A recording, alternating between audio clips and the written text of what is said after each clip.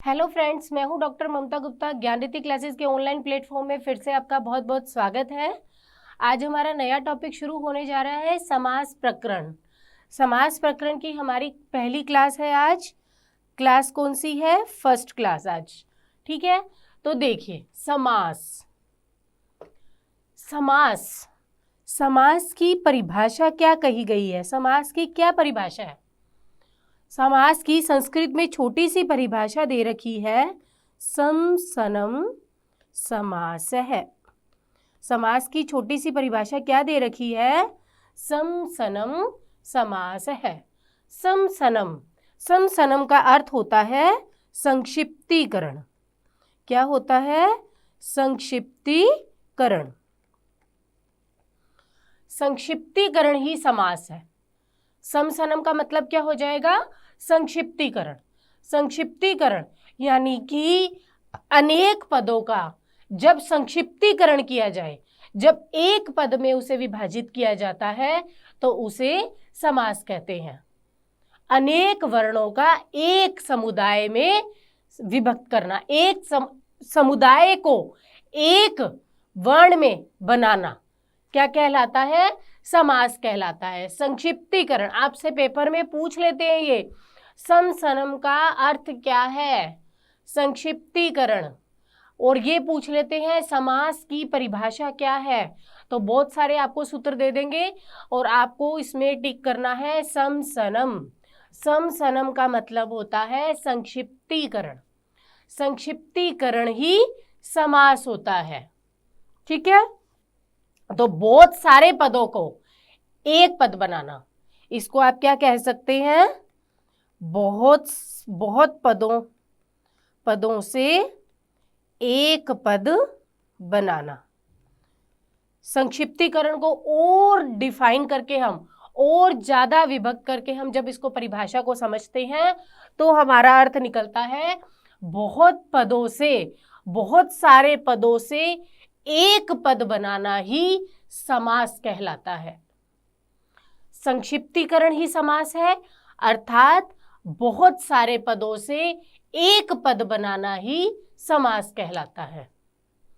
ठीक है, ये हमारी संस्कृत की समास की परिभाषा है। सम सनम समास है। ठीक है, सम सनम समास है। जो समास शब्द है इसकी व्युत्पत्ति क्या है? सम तो उपसर्ग है, सम उपसर्ग है, अस धातु है और घै प्रत्यय है। ये पेपर में पूछा जाता है। समास शब्द की व्युत्पत्ति क्या है? जैसे मैंने संधि की बताई थी आपको, सम उपसर्ग धा धातु और की प्रत्यय। ठीक है, वैसे ही समास का व्युत्पत्ति पद होगा सम उपसर्ग अस धातु और घै प्रत्यय। मोस्ट इंपॉर्टेंट है, इसको ध्यान रखना आपको। समास शब्द की व्युत्पत्ति क्या हो गई? सम उपसर्ग अस धातु और घै प्रत्यय। इसके अंदर देखो, सम में अ मिल गया तो सम पूरा हो गया, और जो अ है उसको दीर्घ किया तो समा, और घ प्रत्यय में से हमारे पास शेष बचता है अ, तो स के अंदर अ मिल गया तो बन गया समास। समझ में आई? देखो, सम, अस का स जो है इत संज्ञक है। ठीक है, तो इसकी इत संज्ञा होगी, अ है उसको दीर्घादेश कर दिया, फिर घै प्रत्यय में से अशेष बच गया, तो म के अंदर आ जोड़ो, अस धातु है ये, है ना। सम अ को हमने कर दिया दीर्घादेश, फिर उसके बाद है हमारे पास स और अ, तो हमारे पास म के अंदर आ मिलाया और स के अंदर अ मिलाया तो शब्द बन गया समास। समझ में आई?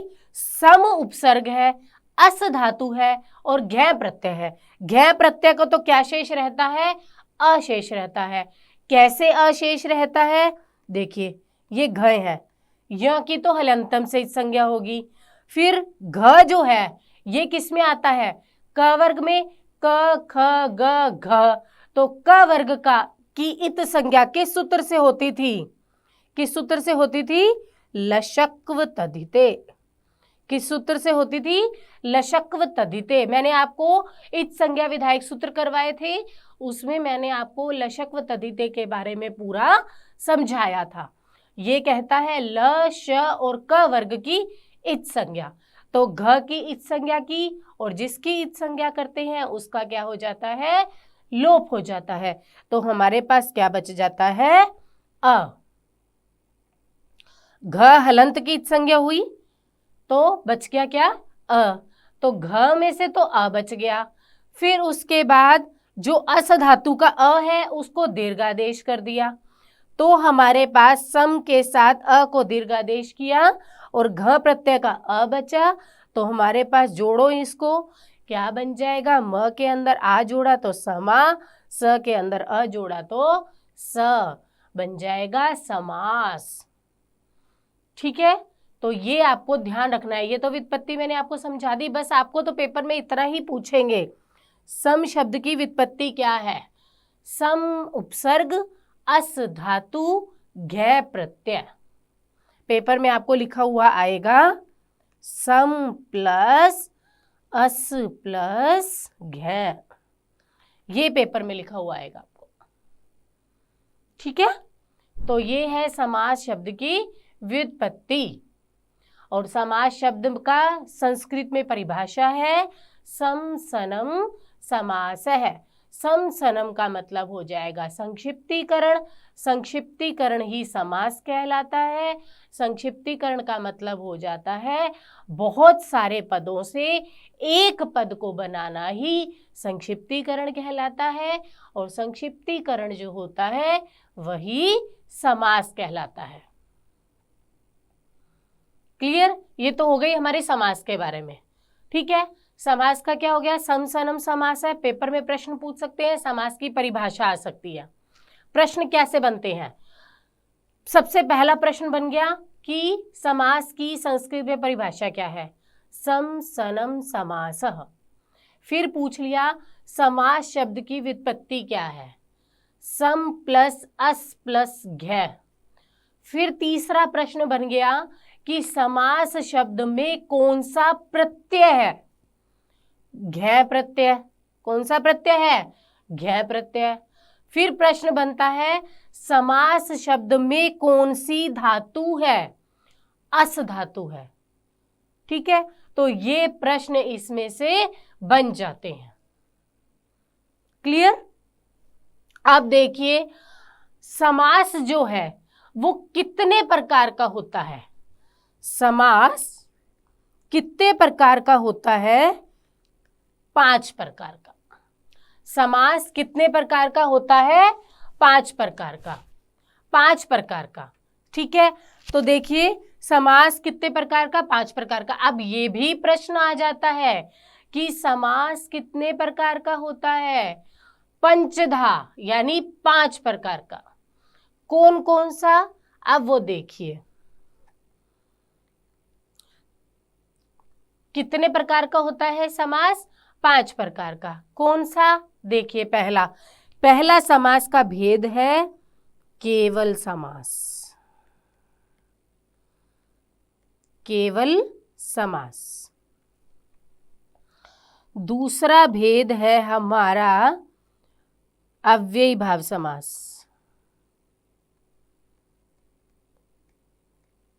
अव्ययी भाव समास।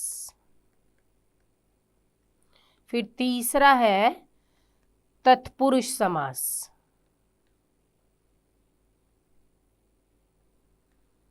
तत्पुरुष समास। और तत्पुरुष समास का ही एक भेद होता है कर्मधारय समास, और कर्मधारय का ही एक भेद होता है द्विगु समास। इनको अलग अलग भेद नहीं मानते, कर्मधारय या द्विगु अलग भेद नहीं माना जाता। तत्पुरुष समास का ही एक भेद होता है कर्मधारय, और कर्मधारय का ही एक भेद होता है द्विगु समास। ठीक है, फिर हमारा चौथा आ जाता है बहुव्रीहि समास।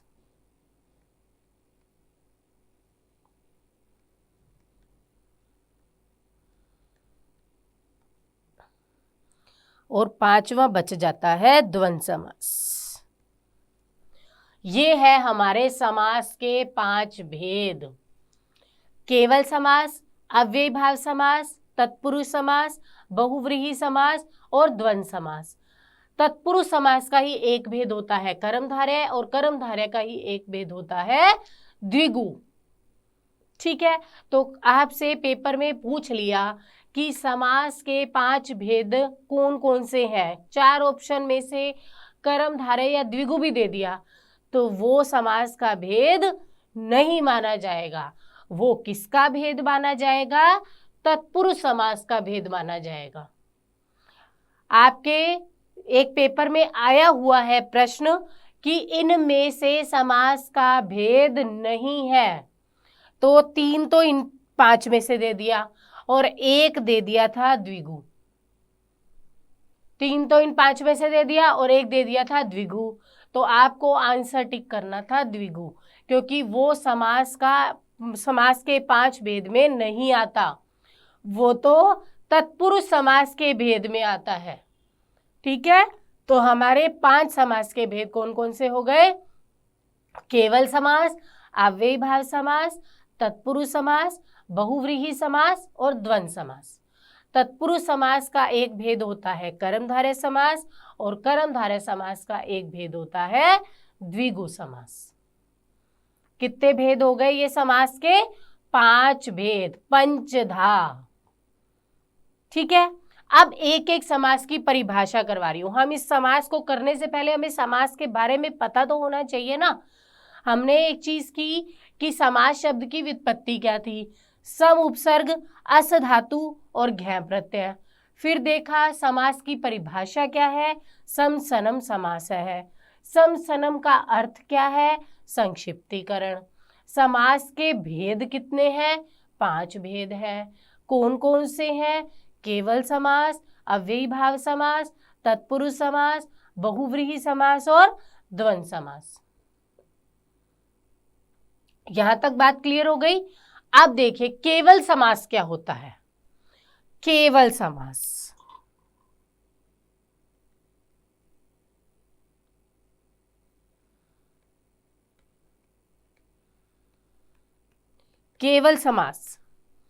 केवल समास की संस्कृत में छोटी सी परिभाषा हमें मिलती है, विशेष संज्ञा विनिर्मुक्तः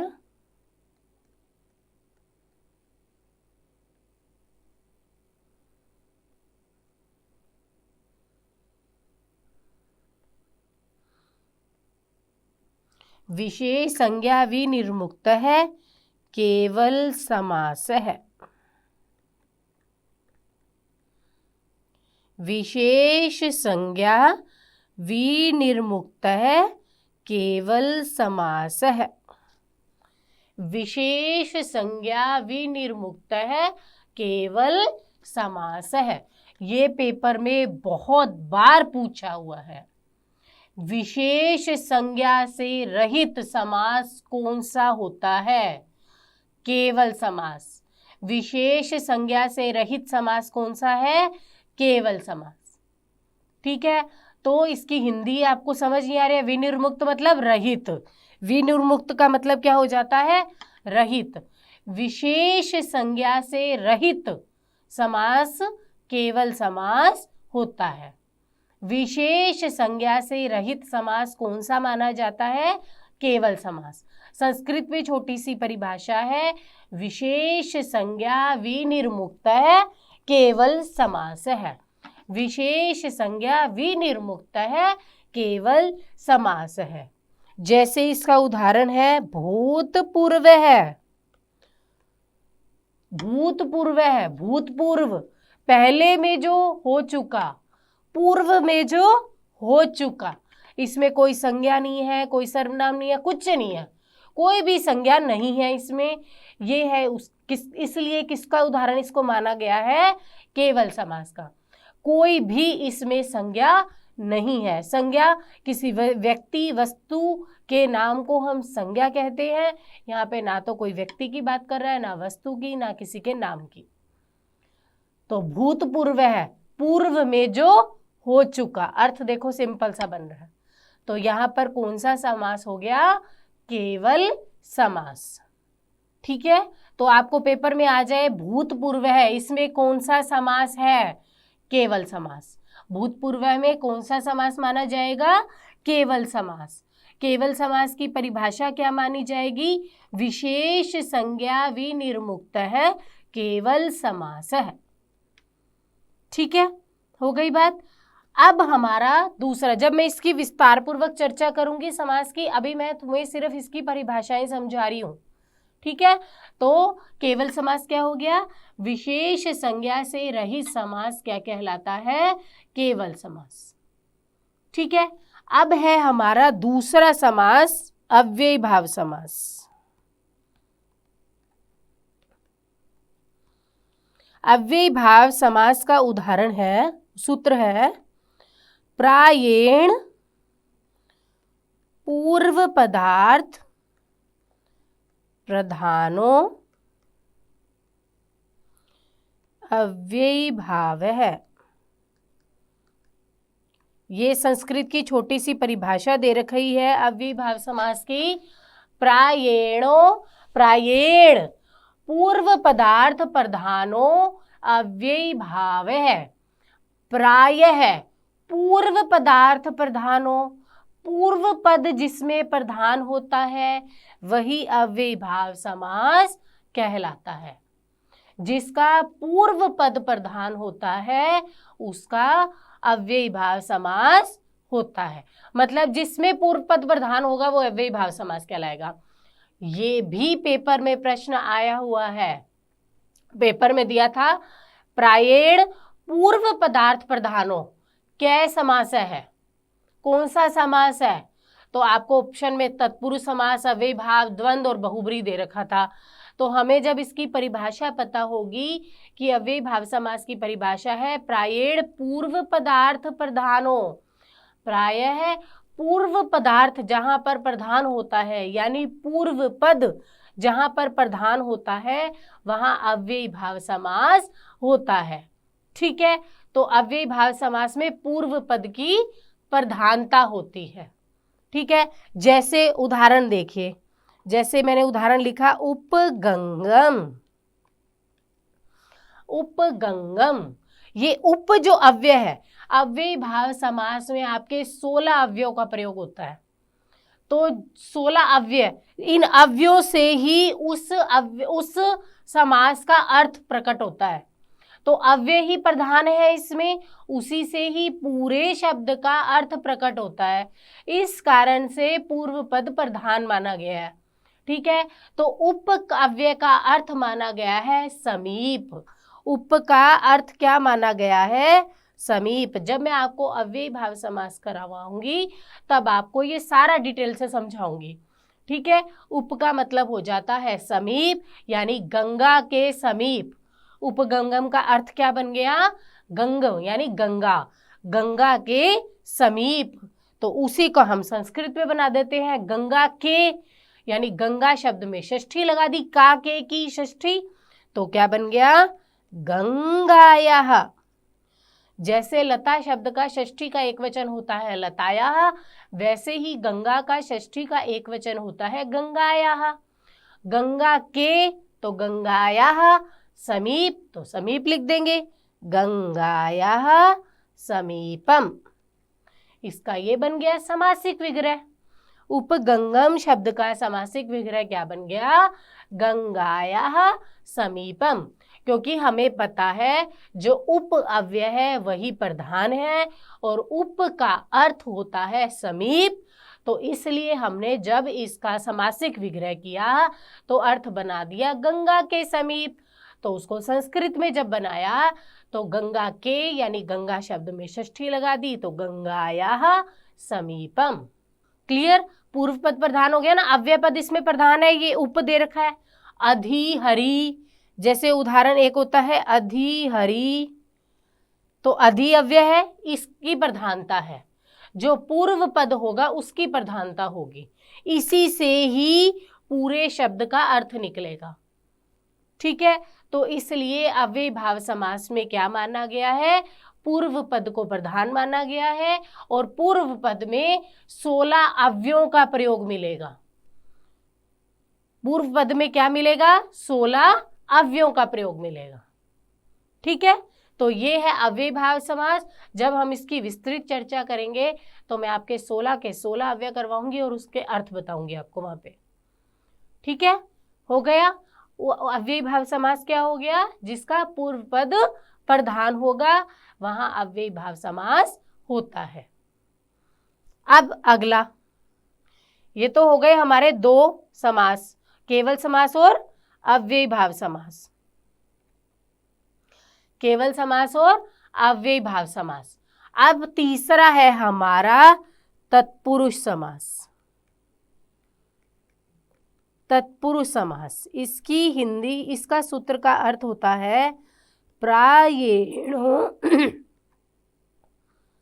उत्तर पदार्थ प्रधान है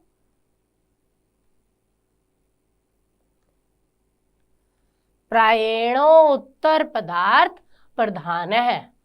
प्राय उत्तर पद, उत्तर पद। कर्म धारा में तो क्या था? पूर्व पद प्रधान होता है, वहीं तत्पुरुष समास में उत्तर पद प्रधान होता है। ये देखो, जैसे राम प्लस हरि, जैसे मैं कुछ भी लिख रही हूं, ये तो है पूर्व पद और ये है उत्तर पद। प्लस से पहले वाला होता है पूर्व पद, प्लस के बाद वाला होता है उत्तर पद। तो ये कहता है जिसका उत्तर पद यानी बाद वाला पद प्रधान होता है वहां तत्पुरुष समास होता है। मोस्ट इंपॉर्टेंट है, पेपर में ये छोटी छोटी परिभाषा दे देंगे। प्रायेण उत्तर पदार्थ प्रधान है, क्या है? कौन सा समास? तत्पुरुष समास। ठीक है, तो उत्तर पद प्रधान हो, जैसे जैसे आपका सूत्र है, उदाहरण है राजपुरुष है। राजपुरुष है यानी राजा का पुरुष, पुरुष शब्द जो है वो प्रधान है। पुरुष का मतलब माना गया है सेवक, राजा का सेवक। हम किसी की बात कर रहे हैं, जैसे अनीता सुनीता, किसी की भी बात कर रहे हैं, तो करते वक्त हम क्या कहते हैं? सुनीता की बात करनी है तो हम कहेंगे अनीता की सहेली सुनीता। तो सुनीता का हमने विशेषण बना दिया कि वो अनीता की सहेली है ना? तो बात तो हम सुनीता की ही कर रहे हैं ना। तो वहीं यहाँ पर राजपुरुष में हम राजा के पुरुष की बात कर रहे हैं, राजा की बात नहीं कर रहे। किसकी बात कर रहे हैं? राजा के पुरुष की। तो प्रधान कौन हो गया? पुरुष। तो उत्तर पद प्रधान हो गया। इस कारण से इस उदाहरण में कौन सा समास हो गया? तत्पुरुष समास। तत्पुरुष समास में उत्तर पद प्रधान होगा, यानी पुरुष पद प्रधान है और राजा पद अप्रधान है। तो पुरुष का मतलब सेवक, राजा का सेवक राजपुरुष। ठीक है, तो ये होता है हमारा तत्पुरुष समास। अब तत्पुरुष समास का एक भेद मैंने बताया, कर्मधारय समास। कौन सा एक भेद बताया? कर्मधारय समास। अब कर्मधारय जो है वो क्या होता है? इसमें एक पद तो दे रखा होता है विशेषण का और एक पद दे रखा होता है विशेष्य का। कर्मधारय समास में एक पद विशेषण मिलता है और एक पद विशेष्य मिलता है। विशेषण और विशेष्य का भाव जहां होता है वहां कर्मधारय समास होता है। जैसे उदाहरण हो गया हमारा नीलोत्पलम। उत्पल, उत्पल मतलब कमल। कमल कैसा है? नीले रंग का। एक विशेषण है, विशेषण किसका है? कमल का विशेषण क्या है? कि वो नीले रंग का है। कमल का विशेषण क्या दे रखा है? कि वो नीले रंग का है। तो उत्पल तो यहाँ पर हो जाता है विशेष्य और यहीं नीला हो जाता है यहाँ पर विशेषण। समझ आ गई? तो उत्पल जो है विशेष्य है, इसका विशेष्य विशेषण क्या है? उत्पल मतलब कमल। कमल का विशेषण क्या है? कि वो नीले रंग का है। तो ये विशेषण और विशेष्य का संबंध जहां पर होता है वहां कौन सा समास हो जाता है? कर्मधारय है।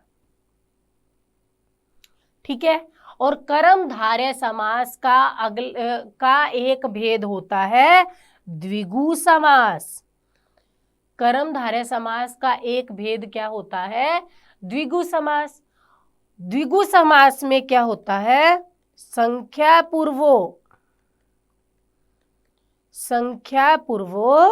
द्विगु, यानी कि पूर्व पद जिसका संख्यावाची होता है वहां द्विगु समास होता है।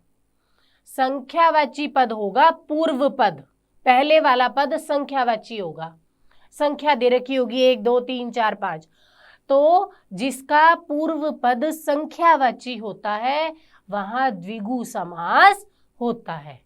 जैसे उदाहरण देख लीजिए, कोई भी लिख लीजिए, जैसे पंचगवम। देखो पंच संख्या दे दी पूर्व में, तो यहां पर कौन सा समास हो गया? द्विगु समास। हो गई बात। अब है हमारा अगला समास बहुव्रीहि समास। बहुव्रीहि समास में क्या होता है? इसकी परिभाषा है प्रायेण अन्य पदार्थ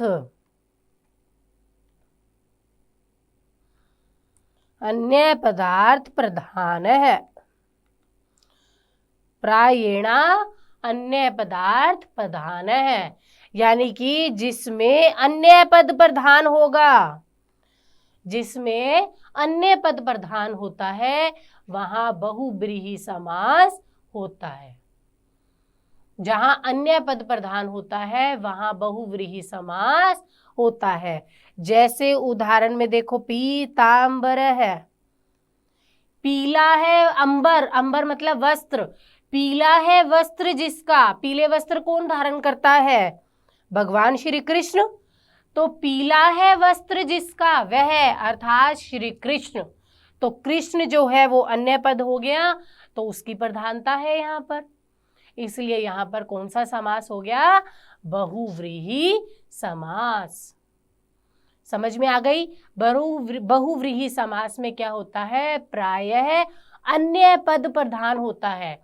अन्य पद जैसे निकल गया पीतांबर है, पीला है वस्त्र जिसका, पीला वस्त्र किसका होता है? भगवान श्री कृष्ण का। तो अन्य पद निकल गया कृष्ण, उसकी प्रधानता होने के कारण पीतांबर शब्द में बहुव्रीहि समास होता है। क्लियर? तो ये है हमारा बहुव्रीहि। फिर है हमारा अंतिम समास द्वंद्व समास।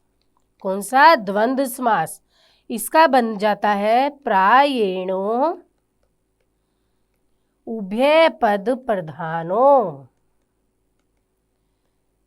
प्रायेणो उभय पद प्रधान है, जिसका उभय का मतलब होता है दोनों। उभय का मतलब क्या हो जाता है? दोनों का मतलब पूर्व पद और उत्तर पद, यानी जिसका पूर्व पद और उत्तर पद दोनों प्रधान होते हैं, यानी पूर्व पद भी अपने आप में प्रधान है और उत्तर पद भी अपने आप में प्रधान है, वहां कौन सा समास हो जाता है? द्वंद्व समास। जिसके दोनों पद प्रधान होते हैं वहां समास कौन सा होता है? द्वंद्व समास। ठीक है, जैसे देखो माता पितरौ, माता भी प्रधान है, पिता भी प्रधान है, जिसके दोनों पद प्रधान होते हैं वहां कौन सा समास हो जाता है? द्वंद्व समास। ठीक है, तो ये थे हमारे समास के 5 भेद जो मैंने आपको समझाए हैं। ठीक है, केवल समास विशेष संज्ञा विनिर्मुक्त है। विशेष संज्ञा से रहित समास केवल समास कहलाता है। फिर मैंने करवाया अव्ययी भाव समास। इसमें क्या होता है? अव्ययी भाव समास में पूर्व पद प्रधान होता है। अव्ययी भाव समास में पूर्व पद प्रधान होता है, वहीं तत्पुरुष समास में उत्तर पद प्रधान होता है। ठीक है। फिर तत्पुरुष समास में उत्तर पद हो गया। फिर उसके बाद है हमारे पास बहुव्रीहि समास, जिसमें अन्य पद प्रधान होता है, और वहीं फिर द्वंद्व समास, जिसमें दोनों पद प्रधान होते हैं, और कर्मधारय समास, जिसमें विशेषण दे रखा होता है और विशेष्य दे रखा होता है, और वहीं द्विगु समास, जिसके अंदर एक पद पूर्व पद संख्यावाची होता है। ठीक है, ये है हमारा समास का सामान्य परिचय। ठीक है, अब हम अपनी अगली क्लास में एक एक समास को विस्तार पूर्वक पढ़ेंगे। ठीक है, तो प्लीज हमारे साथ बने रहे। Thank you.